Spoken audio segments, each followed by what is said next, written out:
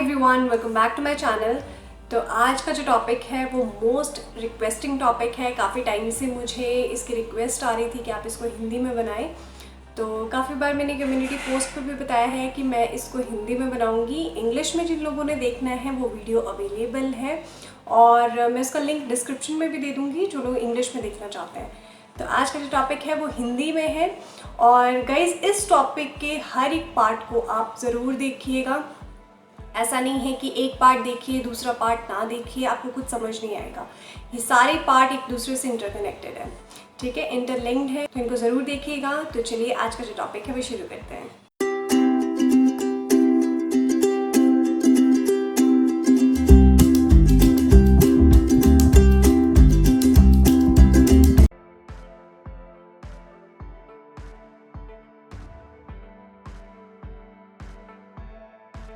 देखिए, सबसे पहले हम ये मतलब समझेंगे कि ऑडिट होता क्या है। ठीक है, ऑडिट का मतलब होता है किसी भी डेटा को, रिसोर्सेज को, रिकॉर्ड्स को इवैल्यूएट करना है किसी पर्टिकुलर सेट ऑफ स्टैंडर्ड्स को लेके। ठीक है, अब ये सेट ऑफ स्टैंडर्ड्स क्या हैं वो मैं आपको बताती हूँ। सेट ऑफ स्टैंडर्ड्स जो हैं, अगर आप NABL की बात करें तो वो होते हैं आपके क्लॉजेस। ठीक है, अगर आप NABH की बात करते हैं तो आपके स्टैंडर्ड्स और ऑब्जेक्टिव एलिमेंट्स हैं। ठीक है, अगर आप ISO की बात करते हैं तो सिमिलरली वो क्लॉजेस होते हैं। ठीक है, तो ये आपके सेट ऑफ स्टैंडर्ड हैं जिसके अकॉर्डिंग आप अपना जो ऑडिट है वो कंप्लीट करते हैं, आप डेफिशिएंसीज निकालते हैं और आगे फर्दर इम्प्रूवमेंट के लिए आप उसको इम्प्लीमेंट करवाते हैं। ठीक है, जो भी आपके चेंजेस होंगे। तो सिमिलरली क्या होता है कि जो क्लिनिकल ऑडिट है उसमें क्या है, आप पेशेंट के आउटकम्स को, पेशेंट की केयर को इम्प्रूव करते हो। ठीक है, उसके डेटा को इवैल्यूएट करते हो और उसको इम्प्रूवमेंट में, ताकि आपकी जो भी सिस्टम है उसमें इम्प्रूवमेंट हो सके। ठीक है, तो क्लिनिकल ऑडिट के बेसिकली क्या होते हैं, एस्पेक्ट्स होते हैं। वैसे तो सभी ऑडिट्स के एस्पेक्ट होते हैं, क्लिनिकल ऑडिट के जो एस्पेक्ट्स हैं वो है स्ट्रक्चर, प्रोसेस, आउटकम्स।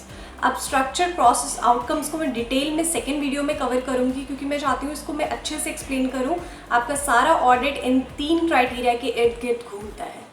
ठीक है, तो बेसिकली हम क्लिनिकल ऑडिट क्यों करते हैं, हर एक ऑडिट का अपना गोल होता है। मेडिकल ऑडिट्स के अलग गोल होते हैं, रिसर्च के अलग गोल होते हैं, क्लिनिकल ऑडिट के अलग गोल होते हैं।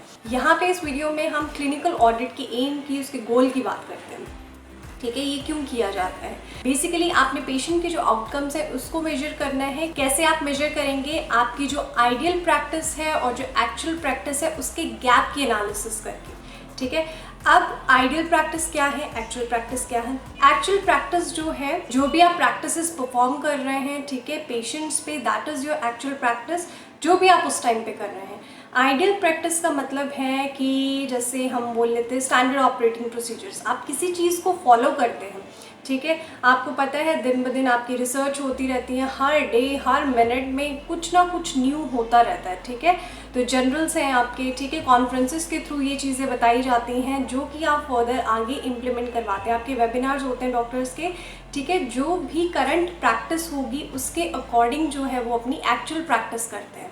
ठीक है, तो उसकी गैप की एनालिसिस करना कि आपकी एक्चुअल प्रैक्टिस और जो आपकी आइडियल प्रैक्टिस है उसमें कितना गैप है। ठीक है, तो ये हमारी एम है क्लिनिकल ऑडिट की। तो जब भी इसके चेंजेस होते हैं आपने इसको तुरंत इम्प्लीमेंट करना है, ये बिल्कुल डे या 2 डेज़ की कोई भी इसमें गैप नहीं डालनी है। ठीक है, क्योंकि पेशेंट्स की बात है। ठीक है, तो अब हम बात करते हैं, हर एक ऑडिट की एक बेस लाइन होती है। सभी को पता है, जो लोग ऑडिट्स करते होंगे उनको पता है कि एक बेस लाइन होती है। बेस लाइन कहने का क्या मतलब है, एक नींव जहाँ से आप स्टार्ट करते हैं। जैसे हर एक ऑडिट की एक ही साइकिल होती है। ठीक है, वो साइकिल अभी मैं आपको बताने लगी हूँ।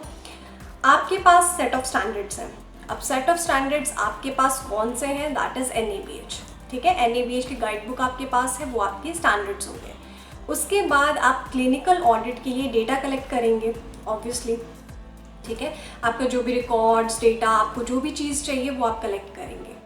अब उस डेटा को उस स्टैंडर्ड्स के अकॉर्डिंग आप इवैल्यूएट करेंगे, जैसे कि आप बाकी ऑडिट्स में करते हैं। ठीक है, आपके पास एक चेकलिस्ट होती है, उसमें आपके स्टैंडर्ड्स लिखे होते हैं कि आपने ये ऑडिट इस तरीके से करना है।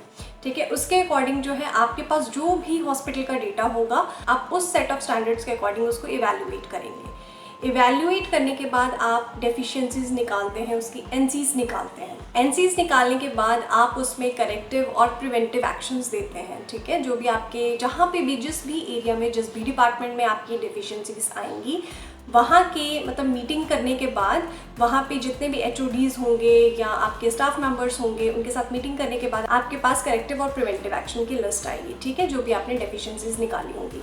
अब वो जो करेक्टिव और प्रिवेंटिव एक्शन है उसको आप करेंगे इम्प्लीमेंट, ठीक है। इम्प्लीमेंट करने के बाद आप उसको फॉलो अप करेंगे, उसको चेक करते रहेंगे कि क्या आपने जो करेक्टिव और प्रिवेंटिव एक्शन दिए हैं वो इफेक्टिव है कि नहीं, ठीक है। आई नो वीडियो थोड़ा बोरिंग लग रहा होगा क्योंकि मैं बोलती जा रही हूँ, but please bear with me अगर आपने एक्चुअल में ऑडिट सीखना है तो, ठीक है। तो उसके बाद जब भी आपकी इम्प्लीमेंट हो जाएंगी चेंजेस, आपने उसको फॉलो अप रखते रहना है। आप देखेंगे कि जो आपने करेक्टिव और प्रिवेंटिव एक्शंस दिए हैं वो इफेक्टिव है कि नहीं, ठीक है। ऑडिट का मेन मकसद कॉन्टीन्यूस इम्प्रूवमेंट होता है, तो यहाँ पे हमारा कॉन्टीन्यूस इम्प्रूवमेंट आएगा, ठीक है। जब भी आप अपने करेक्टिव प्रिवेंटिव एक्शंस को देखेंगे कि क्या वो इफेक्टिव है कि नहीं, that point is continual improvement. नहीं आपके करेक्टिव और प्रिवेंटिव एक्शंस इफेक्टिव हैं तो आप उसको फिर से चेंज करेंगे मीटिंग की डिस्कशंस के बाद, ठीक है। जो भी कमेटी में फैसला लिया जाएगा उसके अकॉर्डिंग आप उसको फिर से चेंज करेंगे, फिर देखेंगे, फिर से चेंज करेंगे, ठीक है। तो ये आपकी स्टेप बाय स्टेप जो है कॉन्टिन्यूअस इम्प्रूवमेंट चलती रहेगी, ठीक है।